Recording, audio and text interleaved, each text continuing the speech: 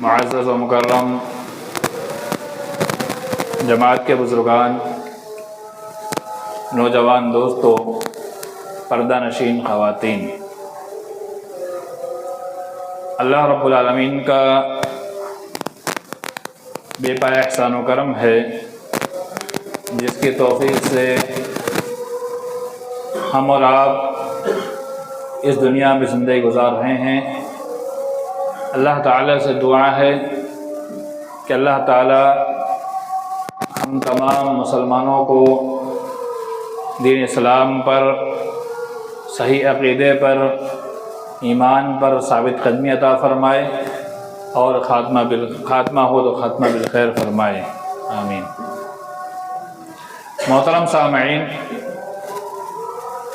اس دنیا کے اندر اللہ رب العالمین نے ہمیں پیدا فرمایا۔ ہماری پیدائش اللہ رب العالمین نے کسی خاص مقصد کے لیے کی۔ اللہ رب العالمین نے ہمیں اللہ کے نبی صلی اللہ علیہ وسلم کی امتی بنایا۔ اللہ رب العالمین نے ہماری جو پہچان بتائی وہ اللہ کے نبی صلی اللہ علیہ وسلم کی امت ہونا، یہ ہماری پہچان ہے۔ اب ہمارے ہاتھ میں ہے کہ اپنی پہچان کو ہم برقرار رکھیں یا بلا دیں۔ اللہ رب العالمین نے ہمیں جو مقام دیا، مرتبہ دیا، اللہ رب العالمین نے جو فوقیت ہم کو دی ہے، اس فوقیت پر ہم اپنے آپ کو ثابت قدم رکھتے ہیں یا اس کو بلا دیتے ہیں، یہ اب ہمارے ہاتھ میں ہے۔ محترم حضرات، قرآن مجید کی آیت آپ کے سامنے تلاوت فرمائی، من عمل صالحا من ذکر او انثى وهو مؤمن فلنحيينه حیاة طیبہ۔ آج دنیا کے اندر کوئی بھی انسان ایسا نہیں ہے جو خوش رہنا نہیں چاہتا۔ کوئی یہ نہیں کہہ سکتا کہ میں خوش نہ رہوں۔ ہر انسان چاہتا ہے میں خوش رہوں، کاروبار اچھا چلے، کام کاج اچھا چلے، دھندا روزی میں برکت ہو، اور ہماری تجارت، ہماری کاروبار، ہمارا کام کاج دن بدن بڑھتا جائے، آسمان چھوتا جائے، ہر ایک کی تمنا ہے۔ لیکن اللہ رب العالمین نے کاروبار کی بڑھوتری، انسان کے دل کی خوشی، انسان کے لیے زندگی کے اندر خوشگوار لمحات، انسان کی منچاہی زندگی، اللہ رب العالمین نے کچھ چیزوں کے ساتھ خاص کر دی ہے۔ وہ آیت میں نے آپ کے سامنے تلاوت فرمائی، اس سے پہلے میں آپ کے سامنے ایک اور آیت تلاوت کروں۔ قرآن میں اللہ نے فرمایا وَمَا خَلَقْتُ الْجِنَّ وَالْإِنسَ إِلَّا لِيَعْبُدُونَ، میں نے انسان اور جنات کو صرف میری عبادت کے لیے پیدا کیا۔ کہ اللہ رب العالمین کا صاف بے ٹوک فرمان ہے کہ میں نے انسان اور جنات کو پیدا کیا ہے، اس کی پیدائش کے پیچھے ایک مقصد ہے۔ وہ اللہ تعالیٰ نے بذات خود مقصد کو واضح کیا اس آیت کے اندر کہ میں نے اس لیے پیدا کیا تاکہ انسان اور جنات خالص میری عبادت کریں۔ وہ معلوم ہوا کہ اللہ تعالیٰ کی عبادت کرنا ہی ہماری زندگی کا مقصد ہے، ہماری پیدائش کا مقصد ہے۔ اللہ تعالیٰ نے ہمیں اس دنیا میں بھیجا، پیدا فرمایا، ہماری پیدائش کا اول ترین مقصد جو ہے وہ اللہ تعالیٰ کی عبادت ہے، اللہ کی بندگی ہے۔ میں تھوڑی وضاحت کروں گا، عبادت کہتے کس کو ہے؟ ہمارے اور آپ کے ذہن میں یہ چلتا ہے 5 وقتہ نماز پڑھ لی عبادت ہو گئی، ہم سوچتے روزہ رکھ لیا عبادت ہو گئی، ہم تو سوچتے ہیں چند چیزیں لوگوں کو خرچ کر دیں عبادت ہو گئی۔ عبادت کہتے کہ اس کو یہ سمجھنا ضروری ہے، عبادت کہتے ہیں اللہ تعالیٰ کے سامنے اپنے آپ کو جھکا لینا، اللہ تعالیٰ کے سامنے اپنے آپ کو گرا دینا، اللہ تعالیٰ کے سامنے اپنے آپ کو جھکا دینا، اللہ رب العالمین کی بندگی میں اپنی زندگی گزارنا شروع کر دینے کا نام اصل عبادت ہے۔ یعنی اللہ تعالی ہم سے جو مطالبہ کرتا ہے اسی مطالبے کے مطابق ہم زندگی گزارنا شروع کر دے، یہی عبادت ہے۔ یعنی اللہ تعالیٰ کی بات کو مان لینا۔ اللہ تعالیٰ کہہ دے تمہیں اتنے بجے یہ فلاں کام کرنا ہے، ہم اللہ تعالیٰ کی بات کو مان کر کے اسی وقت کے اندر اس کام کو کرنا شروع کر دے، یہی اللہ تعالیٰ کی عبادت ہے۔ اگر ہم نے اللہ تعالیٰ کی بات کو نہیں مانا، اس کی بات کو ٹھکرا دیا، اس کی بات کو جھٹلا دیا، اپنی منمانی کی، اللہ کی قسم یہ اللہ کی عبادت نہیں ہے۔ گرچہ ہم 5 وقت نماز پڑھتے رہے، روزے رکھتے رہے، اعمال کرتے رہے، سب کچھ کرتے رہے، لیکن اللہ تعالیٰ کی بات کو نہیں مانا، گویا کہ اللہ کی بندگی ہم نے صحیح طور پر نہیں کی۔ روزے تو اپواس کے نام پہ غیر قوم بھی رکھتی ہے۔ ابھی آپ دیکھیے جب ان کے نوتا چلتے ہیں یا ساون کا مہینہ چلتا ہے، غیر قوم بھی روزے رکھتی ہے۔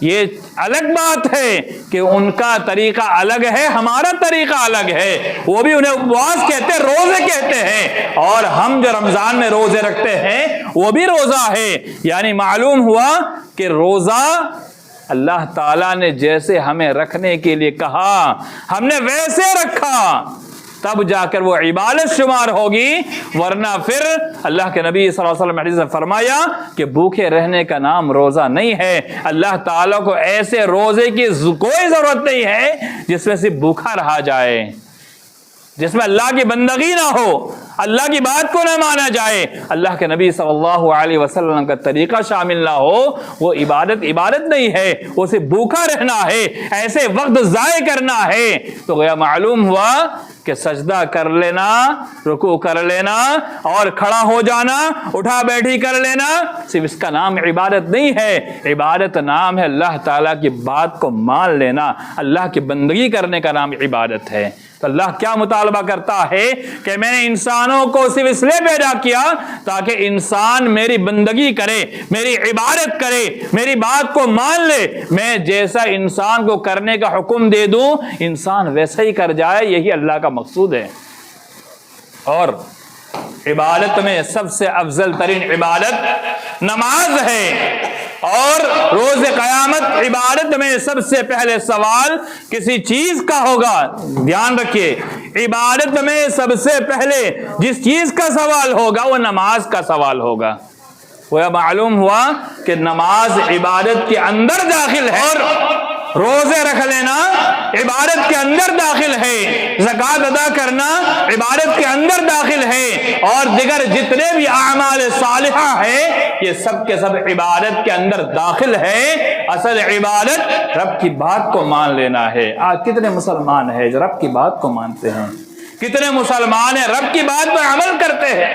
کتنے مسلمان ایسے ہیں ہم انگلی پر گن لیں گے تو گنے جا سکتے ہیں، اتنے کم مسلمان ہیں۔ مبالغہ کے ساتھ کہہ رہا ہوں، ورنہ 2-4 5 نہیں، بہت سارے مسلمان ہیں، لیکن میں مبالغہ کے ساتھ کہتا ہوں کہ اکثریت دیکھی جائے تو اللہ کی نافرمانی کرنے والوں کی ہے، اور بہت کم ایسے ہیں جو اللہ تعالیٰ کی فرما برداری کرنے والے، اللہ کی بات کو ماننے والے، صحیح معنوں میں اللہ کی عبادت کرنے والے ایسے بہت کم نظر آئیں گے۔ تو معلوم ہوا کہ رب کی عبادت کرنا یہ ہمارے لیے اہم ذمہ داری ہے۔ ہماری زندگی کا مقصد اللہ تعالیٰ کی عبادت ہے۔ اب کمانا، کھانا، پینا کیا وہ عبادت میں شمار نہیں؟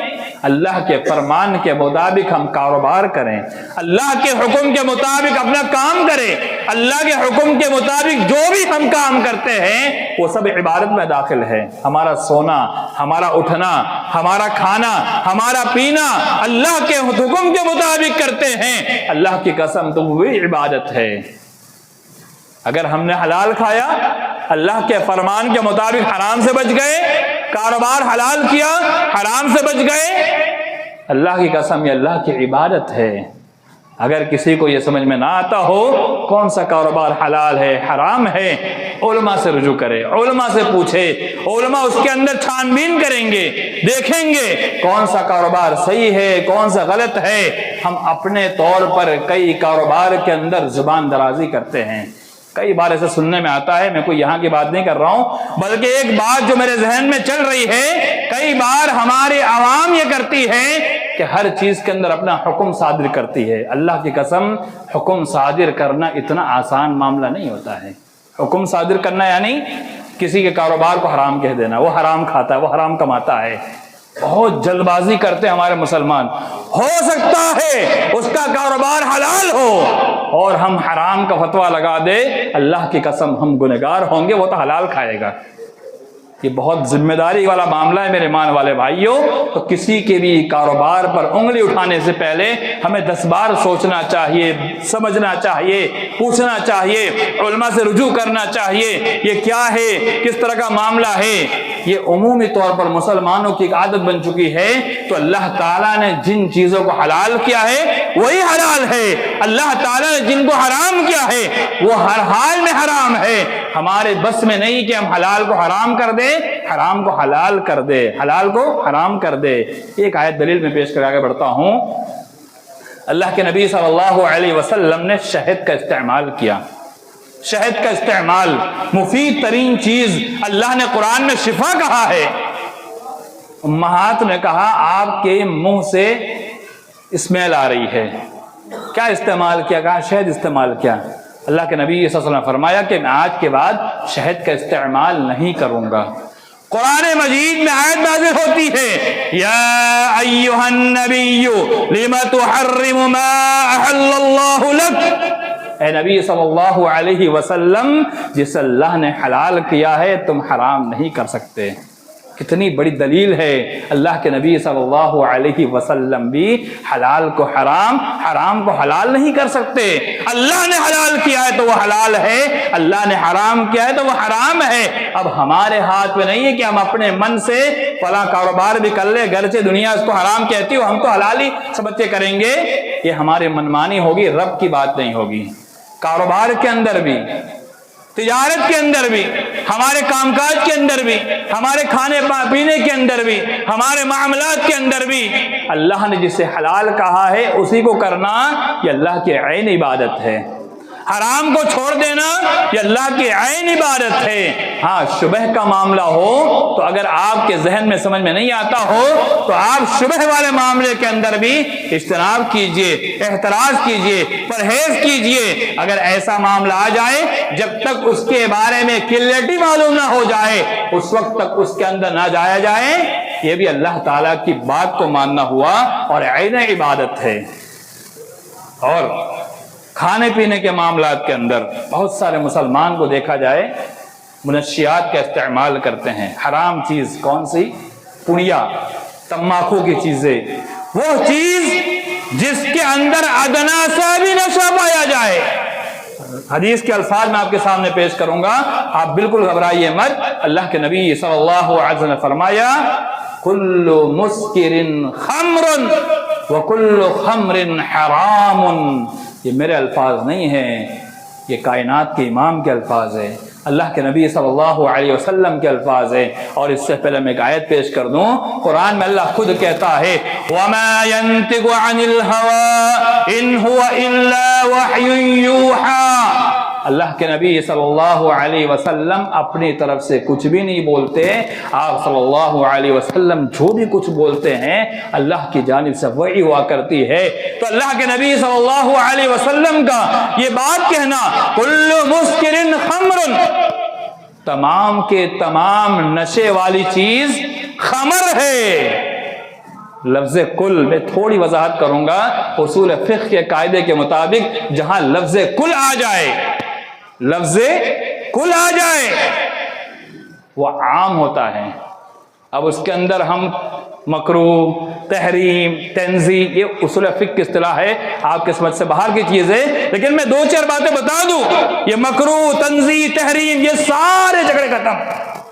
لفظ کل آ گیا، ساری وہ چیزیں، ساری چیزیں، 1 2 4 5 نہیں، تمباکو، گٹکا، بیڑی اور اس کے علاوہ جو سپاری کے ساتھ اس کے اندر نشہ ڈال کے کھایا جاتا وہ سب الگ نہیں ہو سکتا ہے، چاہے وہ پینے کی چیز ہو، چبانے کی چیز ہو، منہ میں رکھنے کی چیز ہو، کل مسکر، ہر وہ چیز جس کے اندر نشہ پایا جاتا ہو، نشہ، خمرن وہ خمر ہے، خمر کہا جاتا ہے عربی کے اندر وہ چیز جو عقل کو ڈھانپ لے، اس سے خمار کہتے ہیں دوپٹہ کو، عورت جو سر کے اوپر پہ ڈالتی ہے اسے خمار کہا جاتا ہے، وہ اس لیے خمار کہا جاتا ہے وہ عورت کے سر کو ڈھانپ لیتا ہے۔ تو اللہ کے نبی صلی اللہ علیہ وسلم نے فرمایا خمرن، قرآن میں اللہ نے فرمایا ایھا الذین آمنوا انما الخمر والمیسر والانصاب والازلام رجس من عمل الشیطان فاجتنبوہ۔ اللہ کہتا ہے اے ایمان والوں، انما الخمر، خمر سے بچو، خمر لفظ خمر آیا، خمر، جوا، تھان، یہ تیر، یہ ساری کی ساری چیزیں رجسن، رجس کہتے ہیں ناپاکی کو، گندگی کو کہا جاتا ہے۔ میں نہیں کہتا، کوئی مجھے مت کہنا، اللہ خود کہہ رہا ہے رجسن، کہا ناپاکی ہے، گندگی ہے۔ اور دوسری بات اللہ نے کیا کہی؟ من عمل الشیطان، یہ شیطان کے کاموں میں سے ہے، شیطان کے عمل میں سے ہے، یہ وہ کام ہے جس کو شیطان کرتا ہے۔ وہ معلوم ہوا نشے کا استعمال کرنا اور دیگر جو چیزیں بتائی، کہا یہ شیطان کے عمل میں سے ہے، ہمارے عمل نہیں ہے، مومن کے عمل نہیں ہے، شیطان کے عمل میں سے۔ فَاجْتَنِبُوهُ، اس سے اجتناب کرو، اس سے بچو۔ یہاں تین باتیں بتاؤں گا، اصول فقہ کے علماء کرام لکھتے ہیں جہاں رزق کا لفظ آ جائے یا عمل شیطان قرار دیا جائے وہ چیز حرام ہو جاتی ہے، کلی طور پر حرام ہو جاتی ہے۔ فَاجْتَنِبُوهُ کہہ دیا گیا، جب فَاجْتَنِبُوهُ کہہ دیا جائے اس سے بچ جاؤ تو وہ چیز بھی حرام کے دائرے میں چلی جاتی ہے۔ اب کوئی یہ دلیل پکڑے کہ نہیں یہ تو مکروہ کے اندر آتا ہے، اس میں آتا ہے، اس میں آتا ہے، وہ انسان اپنے ذہن سے کھیل رہا ہے، اپنی بات مان رہا ہے، رب کی نہیں مان رہا ہے۔ قرآن میں اللہ نے کہا فَخَلَفَ مِن بَعْدِهِمْ خَلْفٌ أَضَاعُوا الصَّلَاةَ وَاتَّبَعُوا الشَّهَوَاتِ فَسَوْفَ يَلْقَوْنَ غَيًّا۔ اچھے لوگ گزر گئے، برے لوگ آئے، کہاں برے لوگ کے وصف کیا ہے، صفت کیا ہے؟ اللہ نے خود بیان فرمایا اضاعوا الصلاۃ، انہوں نے نماز کو ضائع کر دیا، واتبعوا الشہوات، اور خواہشات نفسانی کی پیروی کی۔ دو چیزیں، نماز کو ضائع کر دیا اور نفس کی پیروی کی۔ اس کے نفس نے کہا یہ کام کرے لو، کر لیا۔ اللہ کیا کہتا ہے؟ کوئی سروکار نہیں۔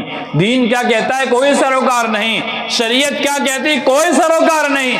اس کے دل نے کہا تو مان لیا، دل نے منع کر دیا تو رک گیا۔ اس کو کہا جاتا ہے شہوت کی پیروی کرنا، یعنی اپنے دل کی بات کو ماننا، رب کی بات کو نہ ماننا۔ فَسَوْفَ يَلْقَوْنَ غَيًّا، اللہ تعالیٰ نے ایسے لوگوں کا ٹھکانہ بھیانک بتایا ہوا ہے کہ ان قریب ایسے لوگوں کو جہنم کے اندر ایک درجہ ہے جس کا نام غی ہے۔ مفسر لکھتے ہیں یہ وہ جگہ ہے جہاں پر جہنمیوں کی بدن کے نکلنے والی پیپ گر رہی ہوگی۔ اللہ اکبر۔ کسی انسان کو زخم لگ جائے، اس کے زخم سے پیپ گر رہا ہو، ہماری نظریں دیکھنے سے قاصر ہیں، ہم نہیں دیکھ پاتے ہیں، اپنی نظریں گھما لیں گے، آنکھ پہ ہاتھ رکھ لیں گے، ہم نہیں دیکھ پائیں گے۔ اور غی نامی جگہ جہاں پر جہنمیوں کے پیپ گر رہی ہوگی، اللہ تعالیٰ ایسے لوگوں کا ٹھکانہ وہاں بتا رہا ہے۔ اللہ ہم تمام مسلمانوں کی حفاظت فرمائے، اس سے نجات دے دے، اس سے ہمیں اللہ تعالیٰ بچا لے۔ تو بتانے کا مقصد یہ ہے کہ انسان یہ مکروہ ہے، یہ فلاں ہے، فلاں ہے، یہ کیوں کہتا ہے؟ اس لیے کہتا ہے کہ اس کے نفس کی وہ سن رہا ہے، اللہ کی نہیں سنتا ہے۔ اللہ کی سننا، جب انسان اللہ کی سنے گا، کل مسکر خمر، تو ہر نشے والی چیز کو، جسے اللہ کے نبی صلی اللہ علیہ وسلم نے خمر کہا ہے، اور خمر کے آگے وَكُلُّ خَمْرٍ حَرَامٌ، ہر وہ چیز جس کو شریعت نے خمر کہہ دیا وہ حرام ہے، چاہے چبانے کی صورت میں ہو، چاہے پینے کی صورت میں ہو۔ آج ہمارے معاشرے میں عموماً ہم خمر کا ترجمہ شراب کرتے ہیں، اس لیے بہت سارے مسلمان یہ سمجھتے ہیں کہ شراب یعنی پینا، تو پینے کی چیز حرام، چبانے کی حرام نہیں۔ میں کلی طور پر کہتا ہوں، یہ اللہ کے رسول صلی اللہ علیہ وسلم کی حدیث سے ثابت کرتا ہوں، علماء کرام نے اصول فقہ کے اندر جو قواعد بیان کیے ہیں ان قواعد کی رہنمائی بیان کرتا ہوں کہ ہر وہ چیز جس کے اندر ادنا سا بھی نشہ پایا گیا، اللہ کی قسم ہمارا دل مانے یا نہ مانے، ہم جو بھی سمجھے وہ چیز ہمارے سمجھنے پر محمول نہیں ہے، وہ حرام ہے۔ اگر انسان اللہ کی نہیں مانتا ہے، اپنے دل کی مانتا ہے، تو گویا کہ اللہ کی بندگی نہیں کر رہا ہے۔ اللہ کی بندگی کرنا ہے، اللہ کا بندہ بننا ہے، اللہ کی عبادت کرنی ہے، تو اللہ کی ماننی ہوگی، ہمارے دل کی نہیں ماننی ہوگی۔ اس کے بعد میں نے ایک آیت تلاوت فرمائی، من عمل صالحا من ذکر او انثى وهو مؤمن فلنحینہ حیاتا طیبہ۔ انسان چاہتا ہے ہمارا کاروبار اچھا چلے، خوشگوار زندگی مل جائے، کوئی پریشانی زندگی میں نہ رہے۔ اللہ کہتا ہے من عمل صالحا من ذکر او انثى، چاہے مرد ہو یا عورت ہو، مرد عورت دونوں کا تذکرہ آیا، چاہے مرد ہو یا عورت ہو، وہ نیک عمل کرے، وَهُوَ مُؤْمِنٌ، اس حال میں کہ وہ مومن ہو، فَلَنُحْيَنَّهُ حَيَاةً طَيِّبَةً۔ اللہ کہتا ہے دو باتیں بتائی، وہ عمل صالح کرتا ہے لیکن اس کا عمل صالح ایمان کے ساتھ ہونا شرط ہے۔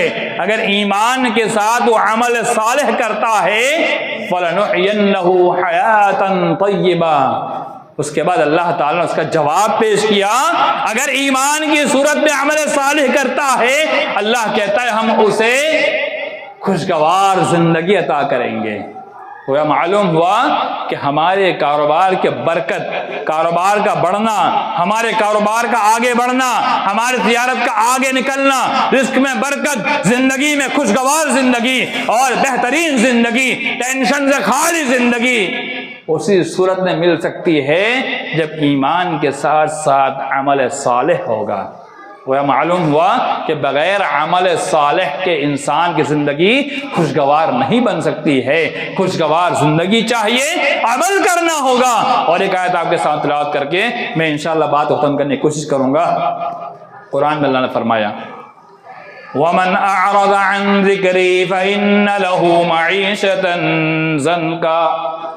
اللہ کہتا ہے وَمَنْ أَعْرَضَ عَنْ ذِكْرِي، جو بھی شخص، ومن یہاں من کا لفظ جو ہے یہ بھی عام ہے، عام ہے، جو بھی آدمی ہو، چاہے بوڑھا ہو، جوان ہو، مرد ہو، عورت ہو، عالم دین ہو، غیر عالم دین ہو، کوئی قید نہیں، بغیر قید کے اللہ نے کہا ومن اعرض عن ذکری، جو بھی میرے ذکر سے اعراض کرے گا، میری بات کو نہیں مانے گا، میرے دین کو نہیں سمجھے گا، میں جو کرنے کا حکم دوں گا اس کے مطابق نہیں چلے گا، فَإِنَّ لَهُ مَعِيشَةً ضَنْكًا، اللہ کہتا ہے میں اس کی دنیاوی زندگی، معیشت کہا جاتا ہے انسان جو زندگی گزارتا ہے، انسان کماتا کھاتا ہے، انسان جہاں رہتا ہے اسے معیشت کہا جاتا ہے، اور معیشت انسان جو کماتا ہے اسے ہی معیشت کہا جاتا ہے۔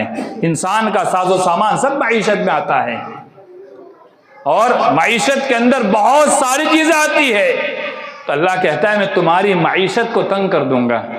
معیشتاً ضنکا، آج دیکھیے مسلمانوں کی حالت، کاروبار میں دیکھیے، رزق میں دیکھیے، نوکری میں دیکھیے، جہاں جاؤ وہاں پریشان، دنیا پوری اجرت ہو چکی ہے، گھر میں لڑائی، باہر لڑائی، بھائیوں میں لڑائی، بہنوں سے لڑائی، باپ سے لڑائی، ماں سے لڑائی، یہ سب کیا ہے؟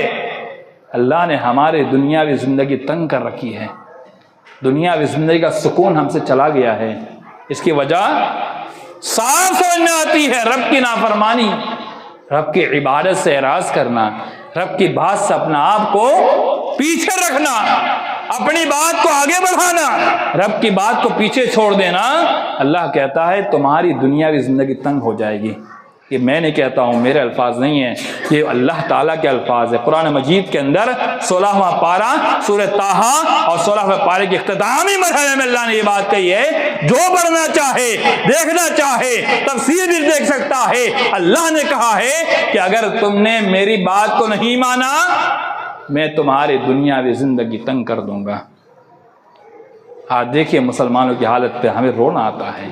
جس کو ملو، جس کو دیکھو، کاروبار کے بارے میں بات کرو، تجارت پہ بات کرو، ان کے حالات پہ بات کرو، روتا نظر آتا ہے. پریشانی ہی پریشانی ہے، پریشانی ہی پریشانی ہے. کہاں 100% کاروبار تھا، آج 10% پہ بھی اٹکا ہوا ہے، کہیں کہیں 5% پہ اٹکا ہوا ہے، کہیں تو 0. یہ حالت ہو چکی ہے میرے مان والے بھائیوں. یہ رب نے ہمیں صاف اعلان کر دیا، میری بات کو نہیں مانو گے میں تمہاری دنیاوی زندگی تنگ کر دوں گا.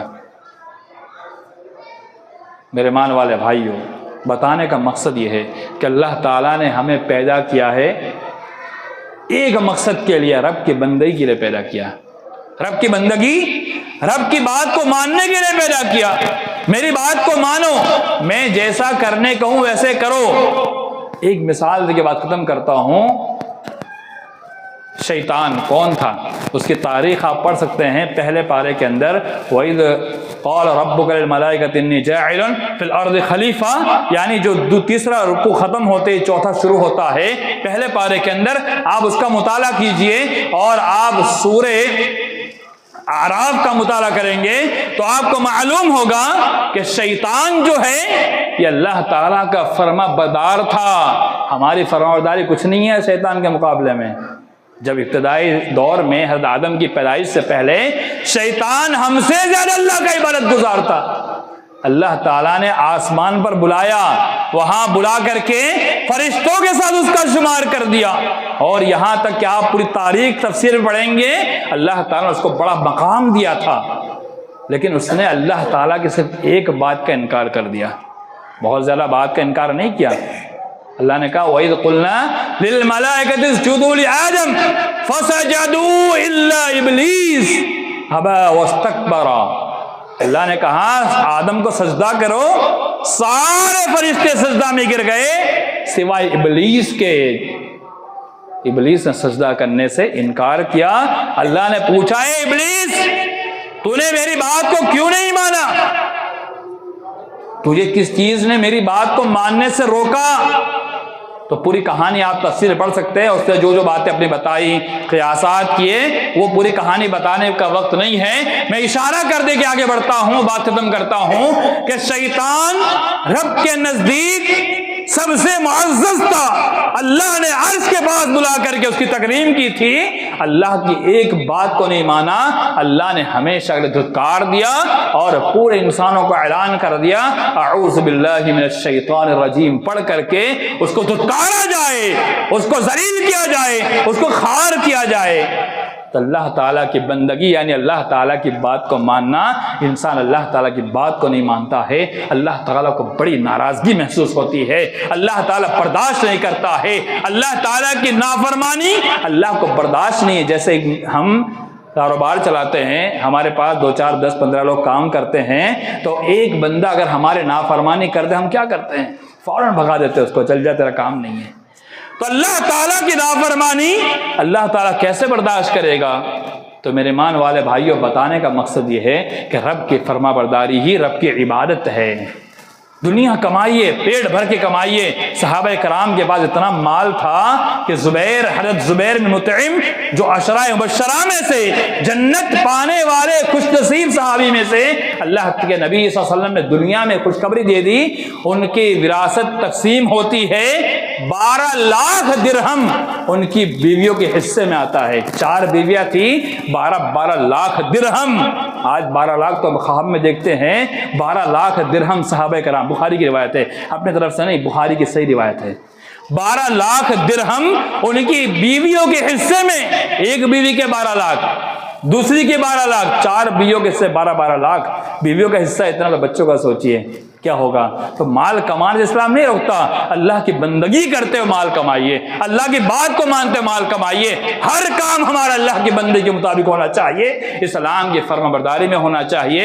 اگر اس کے خلاف ہم کرتے ہیں اللہ تعالیٰ کو برداشت نہیں ہے. اللہ تعالیٰ سے دعا ہے اللہ تعالیٰ ہم تمام مسلمانوں کو صحیح طور پر عمل کی توفیق عطا فرمائے، دین کے مطابق چلنے کی توفیق عطا فرمائے، اللہ کے فرامین کے مطابق چلنے کی توفیق عطا فرمائے، رب کی عبادت کرنے والا بنا دے، اس کی بندے کا نام بتا دیں. آمین.